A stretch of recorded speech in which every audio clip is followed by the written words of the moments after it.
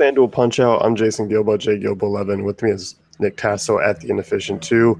Taking a look at a 10-game slate here on Sunday, and overall, I mean, you got a couple of pitching options, but for the most part, it's pretty mediocre arms. Yeah, absolutely. This is mainly one of those days where you really need to select the right hitters to be successful. Yeah, it definitely is. And jumping into the first game here, Rays and Yankees, Jake Odorizzi versus Luis Severino. Odorizzi is a guy who, obviously, I mean, in the midst of a pretty solid stretch in the second half, he's been very solid. But obviously on the road, he's a little bit different. But the one thing I do like, I mean, obviously, he holds lefties to a pretty minimal WOBA, and he does have a decent strikeout rate. And obviously, with some of those new guys, those young Yankee bats, I don't mind him in GPPs. Yeah, absolutely. And he's priced pretty nicely too, so I really don't mind him as well. And like you said, this whole Yankees offense kind of has changed now. You kind of still have those lefties in there, but it's just not the same kind of offense that we once saw. So I think Odorizzi might have a pretty decent day against them. A couple starts ago, he did pitch well against them just at the end of last month. So I definitely think he's in tune here to kind of have a good outing. That one was in Tropicana, but I just don't think Yankee Stadium's going to have that much effect on him. Yeah, I think it should be definitely okay. I mean, obviously, as far as Vegas goes, this game is basically a pick-'em, no clear-cut favorite. As far as Severino goes on the other side, obviously a cheap arm against the Rays team that does strike out a ton against righties. I'm still kind of looking to actually use Rays bats. I'm not really a big fan of Severino. Yeah, absolutely. He really hasn't shown too much this year. Obviously, that's why I was sent to the minors, but he's back up now just because of the injuries. So I'm just not, like he said, I'm not a huge fan of him. He doesn't really offer too much upside. His last two starts, he hasn't been able to go 5 innings. So if he's not going to get you the 12 points for the win, it doesn't really help you. Definitely does. And as far as using Rays bats, I mean, I like a couple of the lefties there. I mean, Brad Miller at 3,600. Same thing with Kevin Kiermaier if he's up in the top of the lineup again. Obviously, lefties in Yankee Stadium is certainly a friendly atmosphere. And I even don't mind Longoria or Forsythe if you want to look, just because Severino, is a reverse splits pitcher. Yeah, absolutely. I was going to mention Forsythe as well. I think his price is relatively cheap for what he could do. And I just like him in this matchup. He's been pretty good. So I don't mind him here. Another guy you could take kind of a shot is Corey Dickerson, but he's more of a boomer bust guy. So you're just kind of hoping for the long ball. But yeah, I agree with a lot of the guys. They're all kind of in play. No one's really egregiously priced too high. So I like Tampa's bats. Yeah, definitely. And as far as the Yankees bats, I mean, Starlin Castro is the only guy I might take a look at just because, we talked about Odorizzi being strong against lefties. But as far as against right-handers, I mean, he's a little bit home run prone. Go back to last year, 1.47 home runs per 9. Castro's the guy, I mean, 192 ISO in Yankee Stadium. 10 of his 13 homers have come at home this year. So he's a guy with some home run potential. He's in the midst of a nice little hot streak as well. I'm okay with him in GPPs. Yeah, absolutely. I don't mind him there too. Another guy who's a ready who I wouldn't mind would be if he gets into the game, Gary Sanchez. He's kind of performed a little bit better this past week or so. So I think he's kind of on a upswing right now, and you could get him pretty cheap, only 2,700. Yeah, definitely a pretty cheap catching option behind the dish there. Astros and Blue Jays next. Mike Fiers versus Marcus Stroman, and I think Marcus Stroman's price is and obviously his recent stretch against Houston was going to be something that jumps his ownership up. Just because, I mean, double-digit strikeout performance against them, which, is definitely an upside against any Houston team just because they do have that high 24% strikeout rate.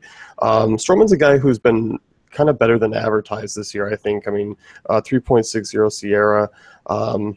He obviously doesn't miss a ton of bats, but in this matchup, I think he can obviously have a solid start again.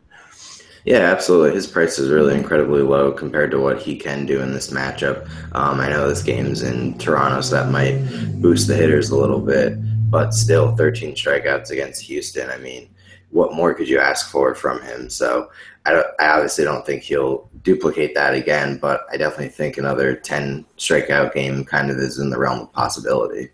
It definitely is, and I mean, he's one of those guys, I think, because he's a heavy favorite in his price tag. I mean, if you didn't want to quite pay up for sale, I'm really okay with using him just because there are a lot of bats to kind of pay down with. The value for me, I mean, is kind of a borderline cash option. Yeah, I agree with you there. It's kind of hard to swallow playing him in cash, but I definitely think it's viable just because you look at this Houston offense and the strikeout potential is just so high that even if he does give up a few solo home runs or so, he could still mitigate that damage and get the win. So I definitely like him at this price. Yeah, definitely. And I'm not really on. I mean, usually, when we talk about guys like that, it's maybe we do like a few bats against them, but I'm just not a big fan of the Springer or Altuve Correa price tags. I think on a 10-game slate with other directions to go, it's kind of an easy fade. Yeah, absolutely. You look at a lot of the guys from this game; they're all kind of priced up for obvious reasons, and I'm just probably staying away from a lot of these guys on this game. Yeah, definitely. And as far as the Blue Jays go, I mean, they've been an offense that's been somewhat frustrating, but I do like them quite a bit here in this matchup. I mean, you look at Fires; he's a guy who has struggled with right-handed bats. 1.44 home runs per nine to righties, 3.39 WOBA. Guys like Encarnacion, Devin Travis. I really like Devin Travis's price tag. If you want to pay down a little bit at second base, he's a solid option. And then if you wanted to look at Donaldson in tournaments, I think this is kind of a friendly offense today.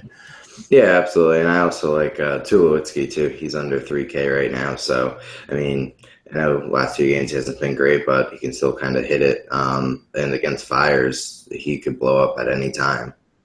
Yeah, definitely Tulowitzki. I mean, 213 ISO this year against righties.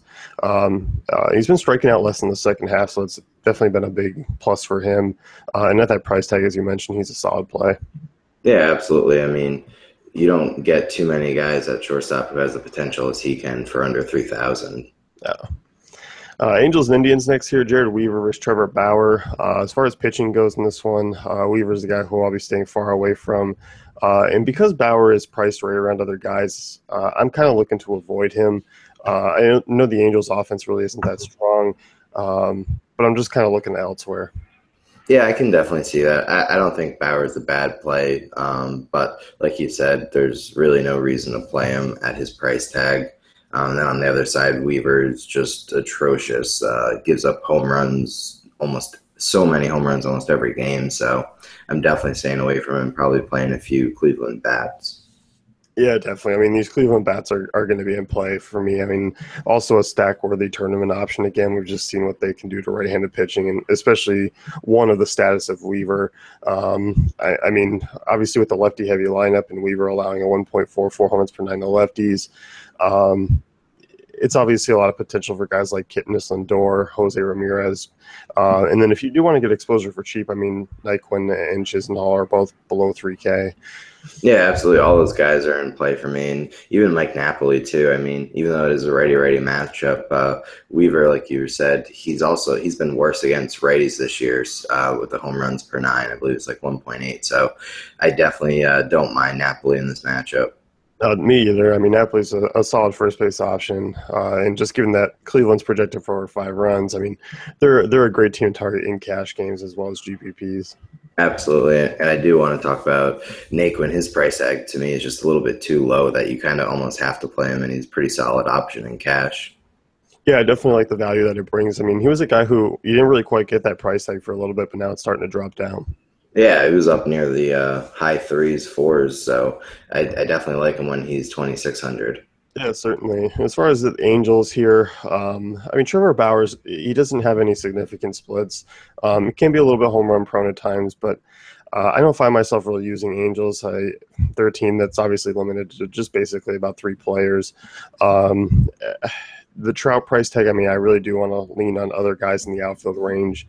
Cole Calhoun's an interesting guy just because he is coming into form here a little bit of late, but I think more just GPP plays. Yeah, absolutely. I agree with you. For Trout, he's just overpriced for me, just because there's no one else in the lineup who can really do anything. If he gets on base, it's hard for them to knock him in. So at 4,400, he's a little bit too high for me. Calhoun, though, like you said, 3,000. That's a really good price for him. Definitely GPPs because he's not obviously a very consistent player. But you look at Bauer and he could kind of control him, but at the same time, he could kind of give it up. So I don't mind Calhoun in this matchup. Not me either. As far as the White Sox and Marlins go here, Chris Sale versus Tom Kohler. And as far as pitching, I mean, Chris Sale is really kind of your first tier one option. Obviously, he has been a little bit up and down this season. We've seen a stretch where really over the last month or so, he can kind of be a little bit volatile. But as far as on the slate in the comparison to other arms, I mean, he's one of the guys, if you're looking to pay up in cash, I definitely don't mind using him. Yeah, absolutely. You look at everyone else on the slate, and it's just like meh compared to Chris Sale. So if you're going to pay up, you might as well go for Chris Sale. And I think you're able to still make a decent lineup with the way that the pricing is on this slate. A little bit lower guys to really fill out a nice roster. Yeah, I definitely agree. I mean, you look at Sale, obviously, still a 25% strikeout rate, which is low by his standards, but one of the better Sierras on the straight slate. And you look at Miami, obviously, I mean, you have guys like Giancarlo Stanton, Ozuna that you'll have to worry or kind of watch out for. But 19th in WOBA, 22.5% strikeout rate. Sale's just kind of one of those options where everything kind of falls in line. You just kind of hope that he does get that win, given the fact that the offense for White Sox really isn't that great. Yeah, absolutely. Both these offenses, they have the names in there, but they just really haven't produced this year. So I'm pretty comfortable going with Chris Sale in this matchup. Even if you look at the other side, he might not get the win, but even Tom Kohler, he's been solid lately. And against this White Sox lineup that's really, they don't really show too much, he could have a nice little outing. Yeah, I think so too. I mean, Kohler's an interesting GPP option. I find his ownership's going to be pretty low, just because Sale's on the other side and the fact that a win opportunity isn't really good. But I mean, quality start. I think a handful of strikeouts is certainly doable for Kohler. I also do think you can roll a couple of White Sox bats against him, though. Yeah, absolutely. There is potential there. But at the same time, they're just not consistent enough for me for cash. I think in GPPs they'd be okay, but right now they are what they are. Yeah, no, definitely just a GPP move. I mean, guys like Adam Eaton, Melky Cabrera, Jose Abreu. I mean, I don't mind the Abreu price tag at 3K. Definitely caught my eye. I'm okay with kind of tossing him in there if you're looking to use a sale or kind of pay up for a guy maybe like Matz or something. Yeah, absolutely. So I agree. I don't mind those guys. The one guy I would stay away from just because his price tag is extremely high would be Todd Frazier, 3,600. He just to me he doesn't really pay it off too much. No, I definitely agree. And with Donaldson kind of right in that range, you got some other guys as well. It's kind of just an easy guy to gloss over. Yeah, absolutely. Mets and Padres, Clayton Richard versus Steven Matz. Steven Matz, I mean, one of the heavier favorites here today, 9,600. I like him quite a bit. I think he's cash game and GPP playable. The San Diego team, I mean, obviously they have been solid against lefties this year, but given the fact that they're without Matt Kemp and Melvin Upton, I mean, that takes two quality lefty mashing right-handers out of the lineup. And now he's kind of facing a weaker lineup. So I'm really okay with using Matz really in any format. Yeah, absolutely. He looked good his last start. I know he's been kind of disappointing in the past month, but the last start he looked pretty good. So I don't mind deploying him here, even though it is a good amount of righties. But like you said, a lot of the mashers are kind of gone. So he doesn't have too many guys to worry about. And he does give you a pretty good discount from Chris Sale. So I really don't mind him in this matchup. I don't either. And as far as a win goes, I mean, he's probably more of a lock than Chris Sale is to get a win, which obviously is a bump to him. And you look at this Padres strikeout rate against lefties, even though they, currently rank inside the top 10 in WOBA, a 24.3% strikeout rate against lefties is something that you can really exploit. Yeah, absolutely. And going back to the win, you look at Clayton Richard on the other side. He's only gone his longest outing this year has been 1 inning, so I really don't think that the Padres are expecting too much out of him. So it'll most likely turn into a bullpen game, and that really would be beneficial to Steven Matz and the Mets. Yeah, definitely will, and I like these Mets bats here. Neil Walker's been a guy who's been really surprising against lefties this year, and obviously even if the Padres do go to a right-hander, Walker coming in and going 3,400 is something that's a pretty solid price at second base. Yeah, absolutely. He was one of my top plays that I was looking at, 3,400, and what he's been able to do against lefties this year has just been really good. He may only get one at bat against Richard, but that's really all he'll need. And then, like you said, he can switch over to the other side and hit righties as well. I think a few sneaky plays would be a couple of the lefty bats for the Mets, just because people will see that starting pitcher is a lefty and just kind of avoid them. But I do like Curtis Granderson. I think Jay Bruce is a little overpriced, but I think he still could have a good outing depending on who comes out of that bullpen. Yeah, I think so too. And as you mentioned, I mean, if Richard doesn't last long, Travis d'Arnaud, Wilmer Flores, two guys. I mean, I like for value here, just given the fact that it's a lefty. I mean, especially Wilmer Flores, who's been really solid against southpaws. I still don't mind him, even as we've kind of talked about. Richard doesn't really last long in the games. I still think it'll be enough for him to kind of go up and do some damage. Yeah, absolutely. I agree with you there as well. Another guy to keep a look at too is Jose Reyes if he's back in the lineup again. He's only 2,500, so I think he's in a good spot. Yep, definitely agree with you. Anyone? I mean, would you look at a Will Myers and a GPP or Solarte? I mean, those are probably the only two honorable mentions as far as right-handers go.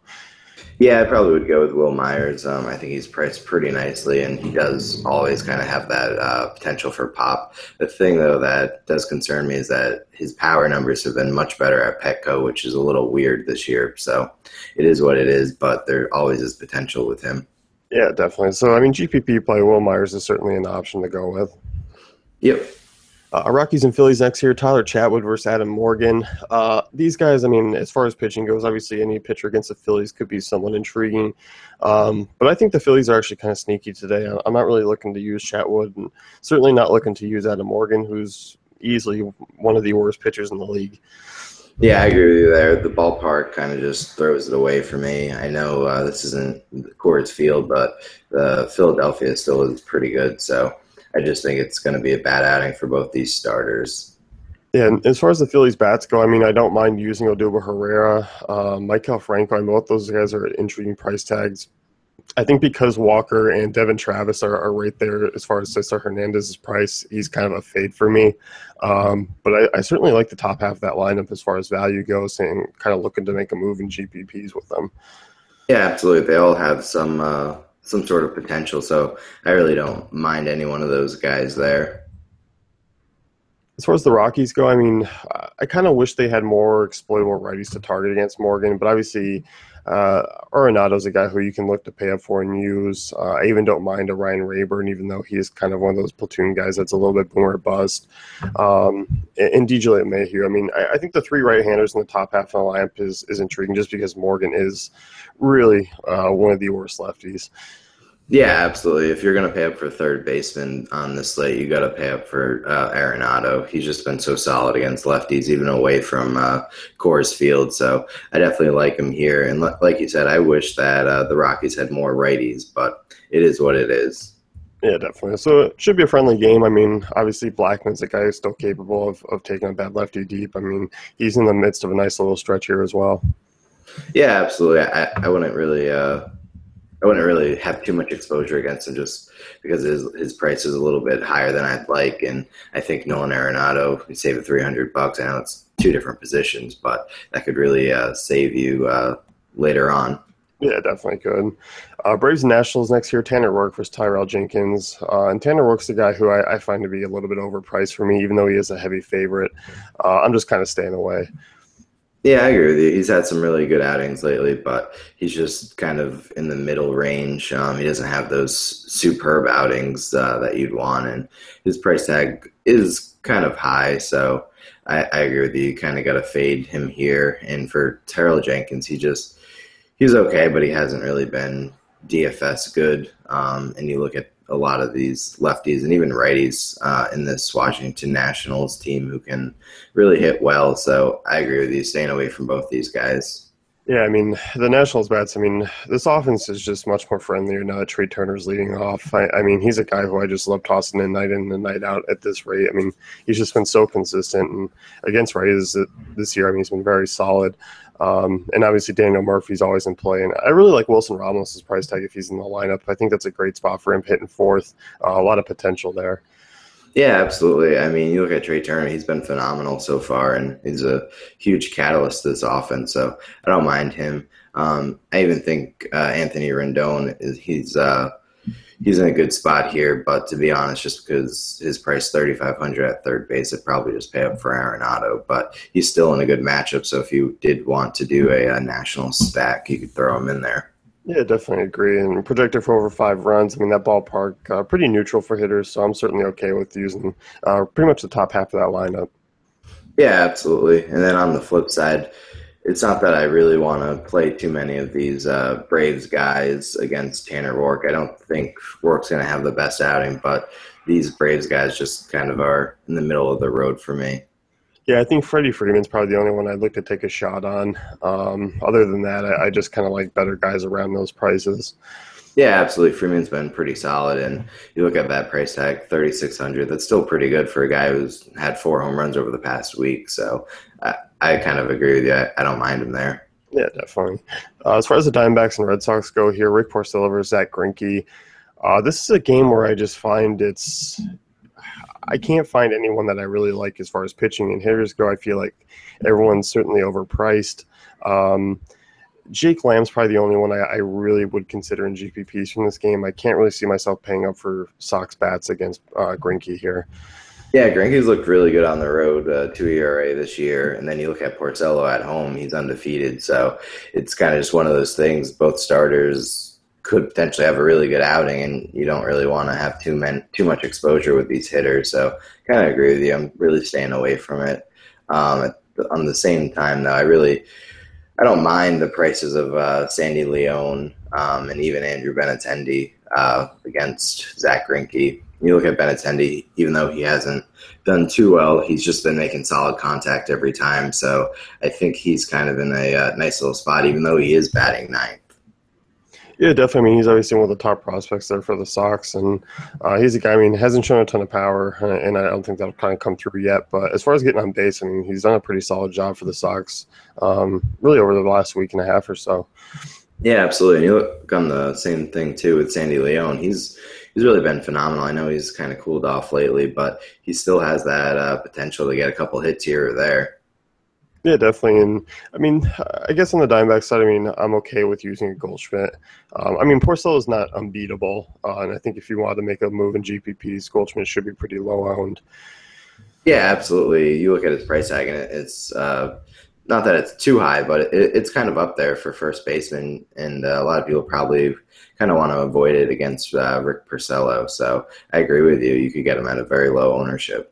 Yeah, so I think if you wanted to make a move in GPPs, I think this game is probably going to be the most low-owned game. But obviously, it's not the most perfect matchup for either team. No, not at all. Royals and Twins here, Hector Santiago versus Edison Volquez. And a couple Royals bats stand out for me for value against lefty here. Lorenzo Cain, I mean, he's a guy who's phenomenal against lefties. I mean, we saw that last year. He was one of the prime outfielders to really target against southpaws.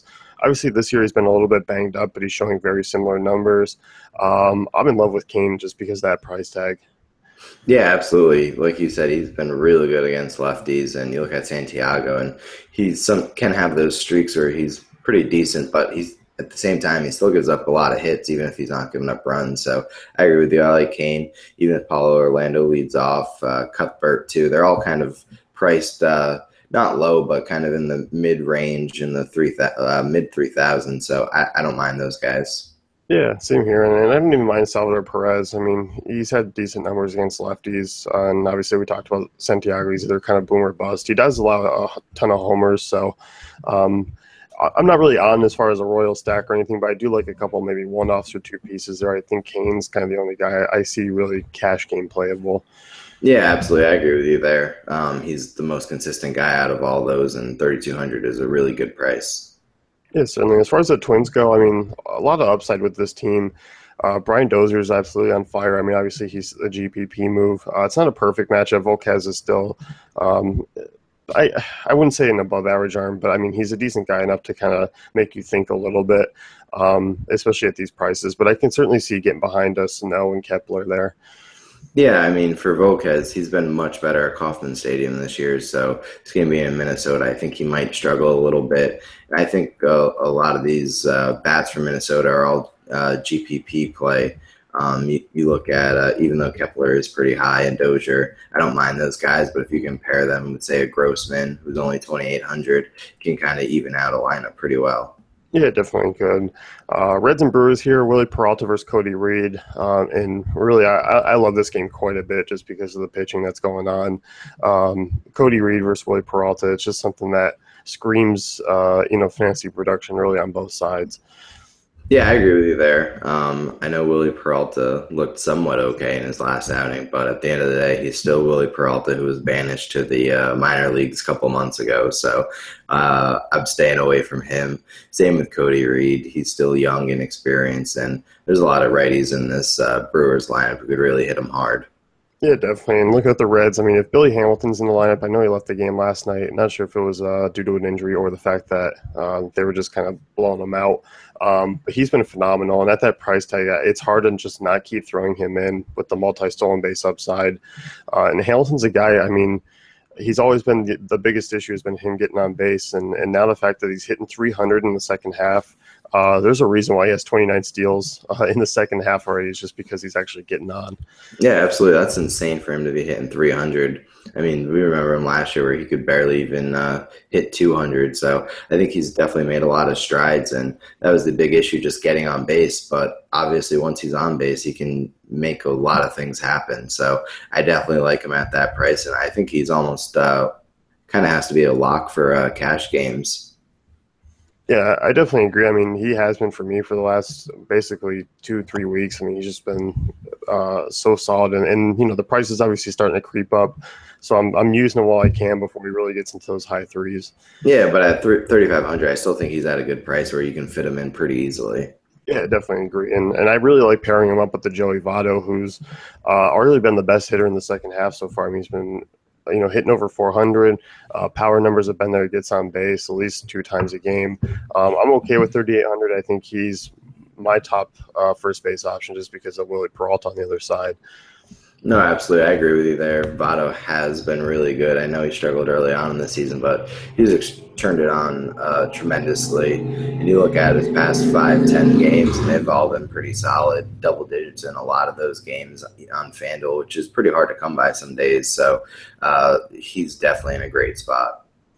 And as far as like guys like Adam Duvall, I mean, I don't mind them. I don't mind Koza. I really don't mind a front four red stack. And even a Scott Schebler at their 2,400 is worth a look, just given the price and the matchup there. Yeah, absolutely. This game, to me, probably should be one of the highest scoring games. So I really don't mind utilizing a lot of these guys, especially if they're lower priced. Yeah, definitely. And on the Brewers side of things, I mean, bad lefty who's been home run prone. He's really hasn't shown any ability to hold right-handers, which is a trouble spot for him here in Milwaukee.